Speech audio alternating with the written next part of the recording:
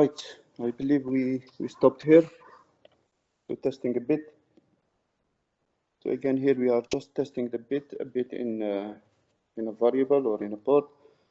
So we are not changing the value, we are not setting, we are not clearing, but we are just testing. So the value doesn't change after the if statement. To test a bit, as we said, the bit could be 0 or 1. So we, in the if statement, if I have my variable x, so we use the AND, we clear all bits, we keep only the bit that we want to test. So for example here, we want to test bit 1, so 0x02, and then we have two possibilities. This one could be, the result of this could be equal 0 or not equal 0. It is equal 0 if bit is 0. It is not equal 0 if bit is not equal 0, is 1. So we have two cases and that's it. So if I want to check if the bit is 0, I will just put here 0. And if I want to check if the bit is 1 or not 0, then I'll just put not 0, and that's it.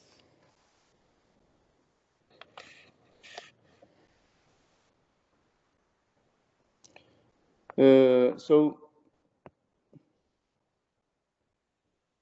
and that's it. I said last time I said that we can, this is a shortened version for this test or the condition. If this one is not 0, any non-zero value we say is true. So if this one is not 0, then it's true, right? So I can just have this condition. I don't need to include not equal 0. And you know this, yeah? So if x is equal 5, and then I do if x in my code, this condition is true. Because x is 5 is not 0, any non-zero value is true. If x was 0, then it's false. If I do if x and x is 0, then it's false. 0 value is false. And you should know this from the previous course that you did. This is another example. Here we are testing if the bit is clear. In this example, we test if the bit is set, which means is 1. Here we test if the bit is clear. So basically, we just put equal 0 in the condition. Right? So if this is equal 0, then this condition, the whole condition is true. Right? Which means the bit is clear, is 0. Or I can replace this. So if this is 0, I want the condition, the whole condition to be true, right? So I want this to be true. So if this is 0, I need to add not 0. Not 0 is true. So I can write this one equal 0, or I can write not and then just put the port A and 0x10. And both are correct. So use whatever you think it's easy for you. Is this clear? I think this is where we stopped last time. Now we'll move to waiting for a bit to clear or set. Here we need to wait, so we write a code. So basically we do something like that. I mean, if I have in my code main, and then I start my code, you have statement 1, statement 2, statement 3, statement 4, and so on. I have multiple statements. I want, for example, here in the statement, I want to wait until a condition is true. So basically, let's say we have the microcontroller. We have an input device. And this input device is giving us data. So let's say this is 8 bits. I have X as char, so I can read the data from the device, input device. So we have the value X, and then I want to wait until bit 1 or bit 0 is 0. So if I receive bit 0, it's fine. I can go to the next statement. Here, bit is 0, I can go to the next statement. If bit is not 0, I need to wait. I keep reading the data, so I keep getting the data and checking the value. Keep checking until it becomes, so if let's say for the first 10 inputs or the data 10 values, B is not 0. B is always 1. The bit, I'm talking about the bit, the first bit. Bit 0 is always 1. So I need to wait. I don't need to go to the next statement.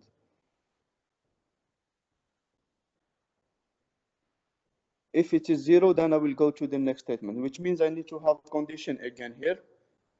And we can do this with a while, right?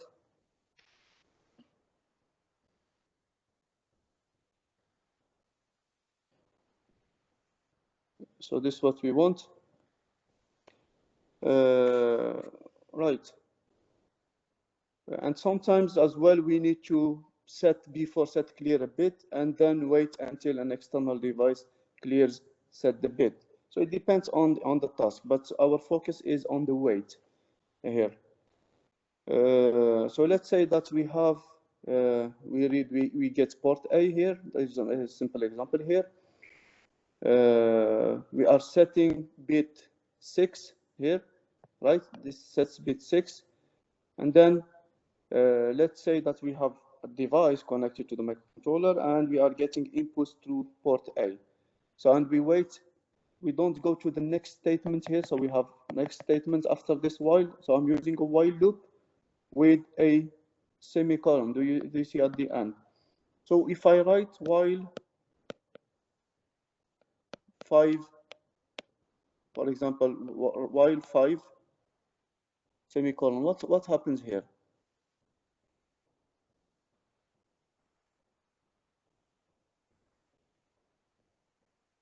Before I go and explain this this condition here, if I just write this code, or let's say I will write this code. So I have x, y, z, main, x is equal 5, z is equal 0, y is equal x plus y plus z, and then I will do while y, print f. Let's say I want to print y.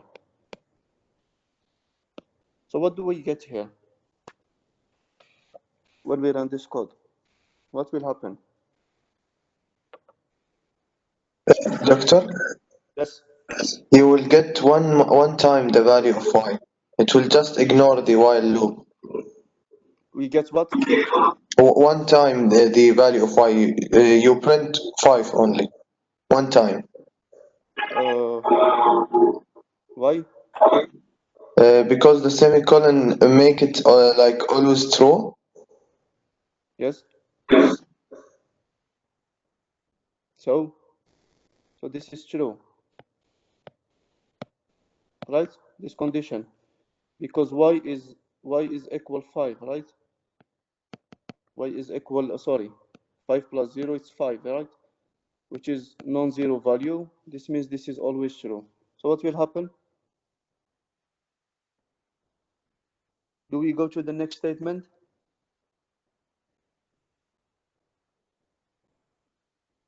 Yes, to the printf statement, because semicolon means there is no true condition.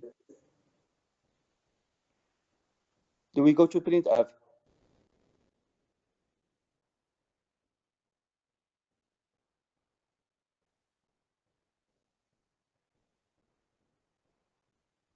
So if I have the statement while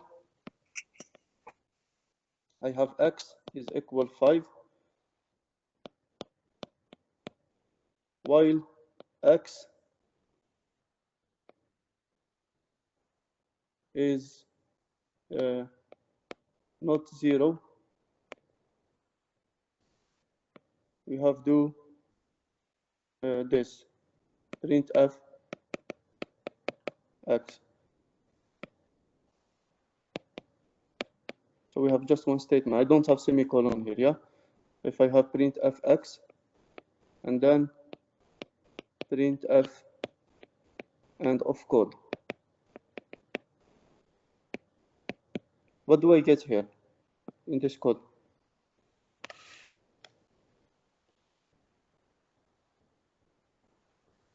We get many times 5, infinite times 5, sorry. So we get infinite times x because the condition is true or false. It's true always. So the condition is always true. We will get always this one. We will never get into the statement, right? Because the condition here is always true. Right? I think this is clear. Now, this is my condition, and this is semicolon. I don't have statements inside the while. What will happen?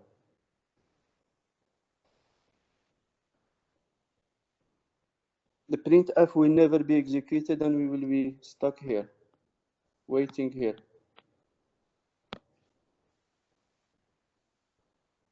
Because the condition is true. I don't have statements. The condition is true, so I'll keep executing this while loop.